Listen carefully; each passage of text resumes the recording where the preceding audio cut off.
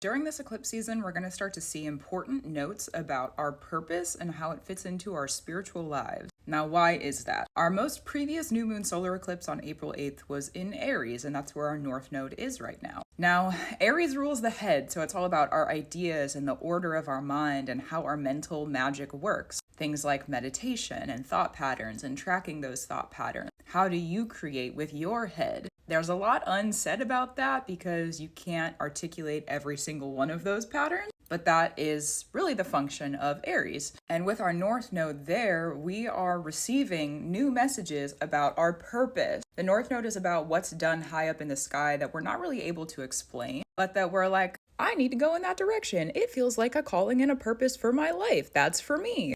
Why other people who are not spiritual might call you crazy, okay? That's really north node oriented. This is my purpose and calling. Go get a job. No, okay, saying your purpose and your calling how you need to, which honestly related to job work. But regardless of that, the reason that we have messages about the purpose, calling stuff that has come up since that new moon solar eclipse on April 8th. We're in eclipse season right now. It started. The new moon that rules over our upcoming eclipse in September, we're already in it. We have started that moon phase. Now, this eclipse is actually in Pisces, but our north node is still going to be in Aries. And the way that this moon is set up makes me laugh a little bit. So our full moon doesn't start until halfway through the eclipse. And then after the eclipse is over, which is about 4 hours, we only have about 30 or 45 minutes. I don't know the exact timing, but it's not very long until the moon moves into Aries, and it will spend most of its fullness within the sign of Aries for this cycle. Even though the eclipse is not happening in Aries,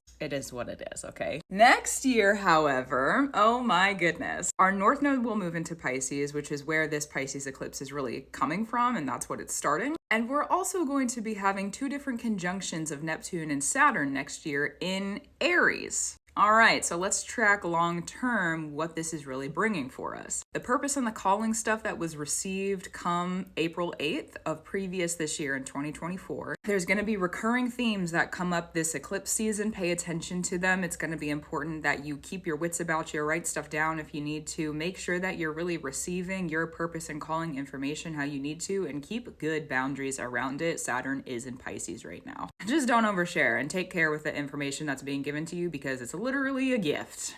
Cool. Now, going into next year, when the nodes move into Pisces and Virgo, and then we're having conjunctions of Saturn and Neptune in Aries, it happens twice. It almost happens 3 times, all right? But that first time that Neptune and Saturn are almost conjunct at 1 degree, Neptune moves, and then it's like 7 or 8 hours later, I'm pretty sure, that Saturn moves into 1 degree. So they miss each other by like just a smidgen. There's going to be messages, I'm sure, that we are feeling around that time too. And this is throughout 2025. Neptune and Saturn are like pretty longer, dense transits. So it takes some time for them to get to different places. Just is what it is. But the first conjunction is us looking backwards. The first conjunction happens when both Neptune and Saturn are retrograde. So we're going to be returning to that new moon solar eclipse on April 8th. We're also going to be returning to this eclipse season. And we're probably going to be returning to some themes that came up during the January 11th switch of the lunar nodes into Pisces and Virgo. So if you're receiving messages about your purpose and your calling, write them down, okay? Keep track of them. There's some really, really large spiritual shifts that are happening next year. How our spiritual lives are related to the systems that we cannot escape, that we exist in on the earth. We're basically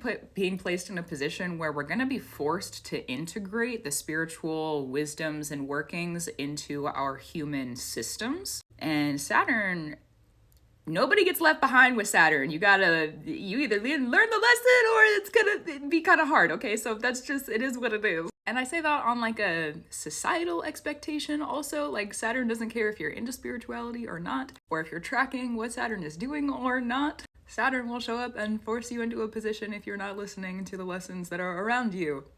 So I don't know how that's going to play out on a system-wide kind of space, but I just want to bring the awareness of the place and the space and the timing. There's a lot of people that I've seen who've started spiritual practices in the previous 6 months to a year and a half since Saturn entered Pisces. So if you're on that track, good for you, okay? Good for you. Great for you, actually. You're kind of ahead of the curve. if there was one.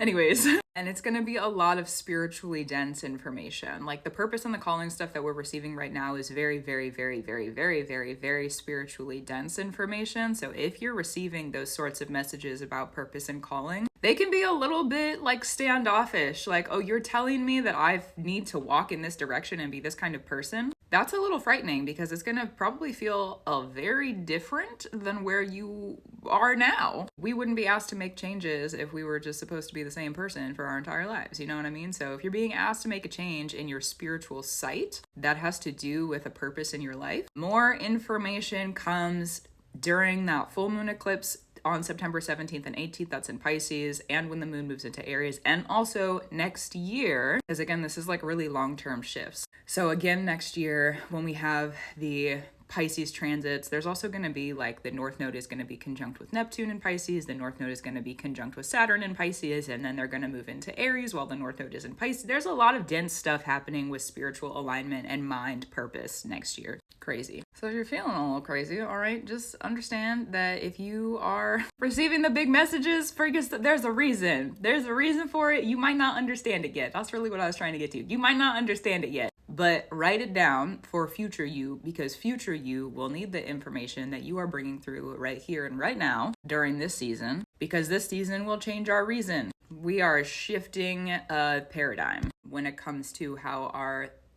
spiritual consecrations, initiations, and structures are related to our human systems that we are not able to escape from, such as time and gravity, but also things like politics and jobs and hierarchies and stuff like that. The sometimes super not fun systems that we're just kind of stuck in. Yeah. So keep your record book with you. All right, write stuff down. You're going to need it. You're going to need it. You're going to need it. Write it down. If it feels important, write it down. Even if you can't explain it, write it down. Write it down, write it down, write it down, write it down. That's part of Pisces. It's indirect for a reason. We're not at the destination yet. But next year, there's arrivals. There's several different arrivals at different destinations that we're going to be receiving. So if you can identify for yourself now the information that's coming through, it's going to make arriving at those destinations next year probably a lot easier. All right, anyways, this is a really long video. That is the update on that long-term shift. Gratitude, reverence, and love to you. Keep doing what you need to do. That's true. Thanks for the support, and I'll talk to you soon.